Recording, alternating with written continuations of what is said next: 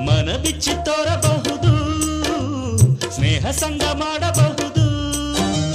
ನಾಚುವುದು, ಹಿಂಬಾಲಿಸುವುದು, ಪ್ರೀತಿಯ ಆಳ ತೋರಿಸುವುದು.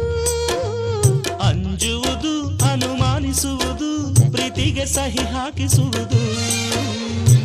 ಕಾಯುವುದು, ಕಾಯಿಸುವುದು, ವಿರಹದ ಪ್ರೇಮ.